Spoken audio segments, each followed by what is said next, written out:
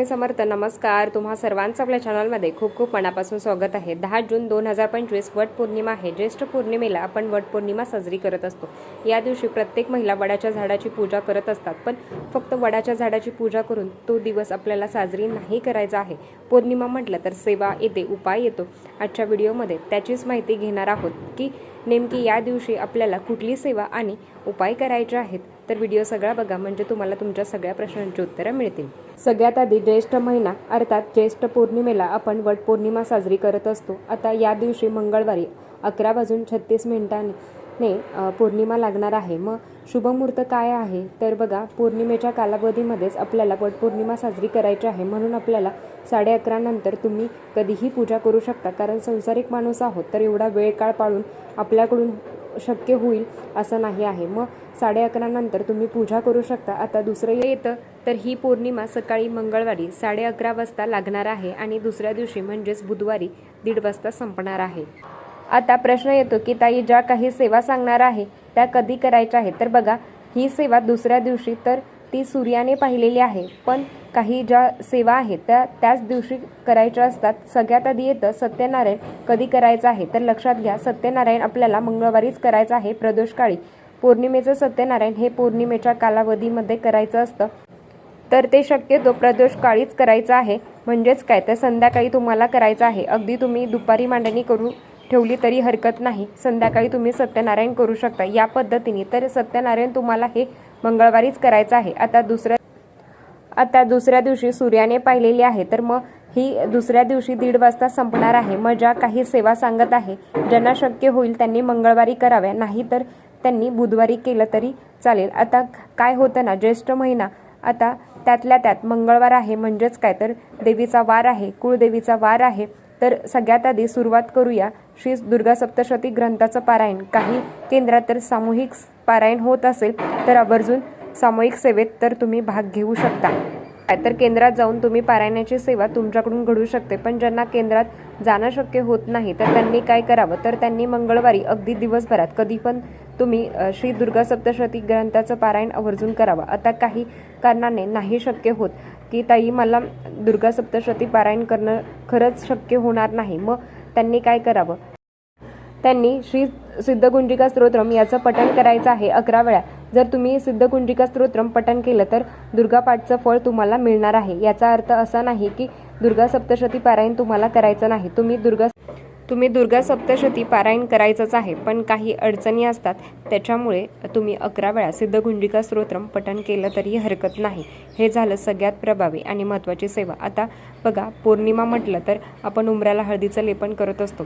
तुमच्या घरात उंबरा असेल तर अगदी स्वतःचं घर असेल, भाड्याचं घर असेल तर तुम्ही उंबऱ्याला हळदीचं लेपन छान पद्धतीने करा. दिवशी तुळशीची सुद्धा पूजा करायची आहे. तुळशीला सुद्धा जल अर्पण करावं. शक्य असेल तर कच्चं दूध आणि जल एकत्रित अर्पण करावं आणि तुळशीची सुद्धा तुम्हाला विधिवत पूजा करायची आहे. हे करून झाल्यावर वडाची पूजा तुम्ही 11:30 नंतर केली तरी हरकत नाही, किंवा थोडीशी लेट केली तरी चालेल. पण अगेन तुम्हाला सांगते, आपले बरेचसेच कामे असतात. कोणी वर्किंग आहे किंवा कोणी 3-4 वाजता सुद्धा पूजा करतं. तुम्हाला जसं जमेल तशी तुम्ही पूजा करू शकता. शेवटी भाव महत्त्वाचा आहे. या सगळ्यापेक्षा बरेचसेच कमेंट झाल्या की आमच्याकडे ना वडाचं झाड नाही आहे किंवा आम्ही भारताच्या बाहेर राहतो, तर काय करावं. बघा, वडाच्या झाडाचं एक चित्र मिळतं. ते चित्र तुम्ही त्याची प्रिंट काढून, त्याची व्यवस्थित प्रिंट काढून ते स्वच्छ करून त्याला हळद कुंकू लावावं, अक्षता अर्पण कराव्या. आता तुम्ही त्याला धागा बांधू शकत नाही, मग तिथे तो धागा अर्पण करून तुम्ही या पद्धतीने पूजा करू शकता. परत सांगते, श्रद्धा महत्त्वाची आहे. एखाद्या ठिकाणी जर वडाचं झाड नाही आहे तर तिने काही पूजा नाही करायची का, मग त्याच्यासाठी हा पर्याय असतो. बाकी सगळी पूजा तुम्ही करू शकता. एवढंच आहे की प्रदर्शन तुम्हाला घालता येणार नाही. तुमची इच्छा असेल तर त्या वटवृक्षाची जी काही प्रिंट काढलेली आहे तर ती मधोमध ठेवून आणि त्या पद्धतीने पण तुम्ही प्रदर्शनं घालू शकता. नाही करणं शक्य होत तर तिथेच तो जो सुतगुंडी आहे तर ती तिथेच तुम्हाला ठेवायची आहे. आता आपण सेवेकडे वळूया. सेवा तुम्हाला दुर्गा सप्तशती ग्रंथाचं पारायण करायचं आहे. कुंकुमार्चन करायला विसरू नका. बऱ्याच महिला कुंजनची सेवा करता, पण आता जर तुम्ही कुंजनची सेवा करत असाल तर ती पण मंगळवारी दिवसभरात कधीही करू शकता. आता बघा, जसं तुम्हाला मी कुंकुमार्चन सेवा सांगितली तर ती तुम्ही मंगळवारी पण करू शकता किंवा तुम्ही बुधवारी पण करू शकता. कारण 1:30 नंतर पौर्णिमा संपणार. मग ती सूर्याने पाहिलेली आहे तर तुम्ही बुधवारी दिवसभरात करू शकता. पण काय होतं ना, माहिती आहे मंगळवार आहे, देवीचा वार आहे. मग आपण आपल्या कुळदेवीची सेवा करत असतो. मग आपल्याला वाटतं की चला, त्याचबरोबर कुंकुमार्चन करायला अगदी 10 मिनटंसुद्धा लागत नाही, तर तेवढं तुम्ही कुंकुमार्चनसुद्धा करू शकता. श्रीयंत्र असेल, देवीची मूर्ती असेल, टाक असेल, फोटो असेल, हरकत नाही. तुम्हाला जसं जमेल तसं तुम्ही कुंकुमार्चन करू शकता. आणि श्री दुर्गा सप्तशती ग्रंथाचं पारायण करायचं. आपला इतका सुंदर असा दिवस आलेला आहे, कारण पौर्णिमेला आपण कुलदेवीची पण सेवा करत असतो, माता लक्ष्मी आणि भगवान विष्णूंची एकत्रित सुद्धा सेवा करत असतो. मग आता एकत्रित जेव्हा सेवा करायची वेळ येते तेव्हा काय पठण करायचं, तर अर्थात जिथे भगवान विष्णू श्रीहरी विष्णूंची सेवा केली जाते तिथे माता लक्ष्मी अखंड वास करते, तिला बोलवायची सुद्धा गरज पडत नाही असं आहे. या दिवशी जेव्हा आपण कुंकुमार्चन करत असतो, कुंकुमार्चन करून झाल्यावर घरात भगवान विष्णूंचा फोटो किंवा मूर्ती असेल तरी हरकत नाही. तिथे सुद्धा तुम्हाला व्यंकटेश स्तोत्रम 1 वेळा, 3 वेळा, 5 वेळा तुम्हाला जसं शक्य होईल तसं तुम्हाला पठण करू शकता.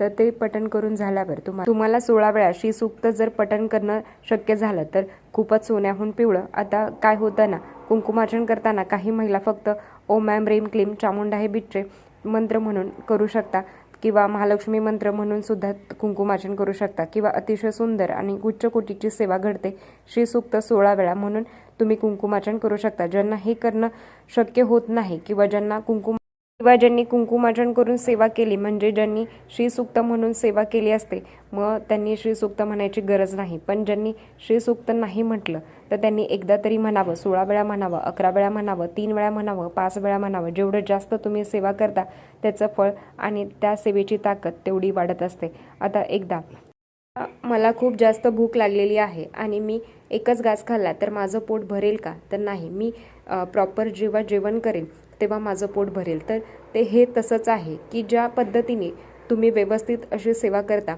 जी काही पद्धत सांगितलेली आहे की 16 वेळा श्रीसूक्त, 16 वेळा व्यंकटेश स्तोत्रम, 1 वेळा किंवा 24 वेळा किंवा 16 वेळा विष्णू गायत्री मंत्र किंवा 16 वेळा लक्ष्मी गायत्री मंत्र, 1 माळ नवार्ण मंत्र, 1 माळ श्री स्वामी समर्थ महाराजांची तुम्ही जर ही सेवा प्रामुख्याने केली तर अतिशय सुंदर अशी अनुभव तुम्हाला बघायला मिळेल.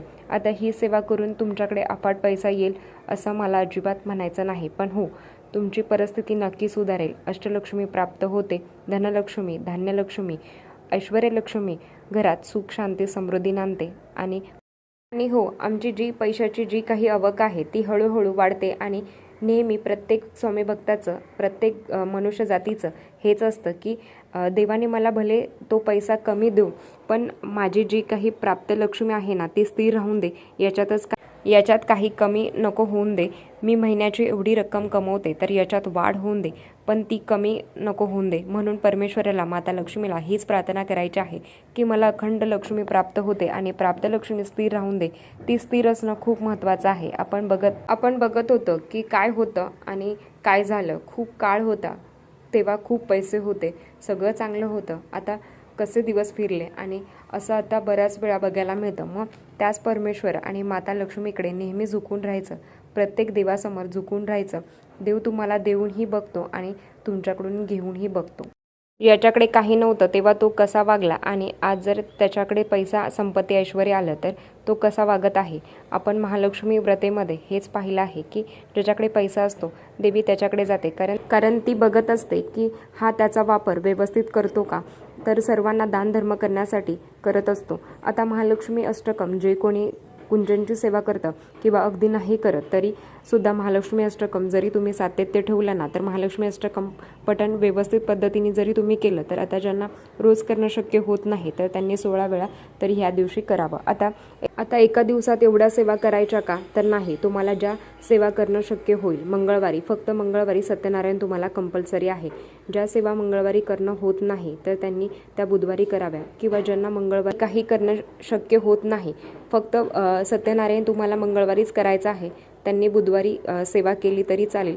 पण काय होतं ना, मंगळवार आहे, देवीचा वार आहे, आपल्याकडून सेवा घडते आणि आवर्जून जर पौर्णिमेला आपल्याला देवीची ओटी अगदी साध्या खणा नारळाने जवळपास कुलदेवीचं मंदिर असेल, आता मूळ पीठावर जाणं शक्य होत नाही किंवा जर महिन्याला तर जाणं शक्य होत नाही, मग अगदी जवळपास तुमच्या घरातही देवीचा टाक आहे, मूर्ती आहे, फोटो आहे, त्यालाही तुम्ही खणा नारळाने ओटी भरू शकता.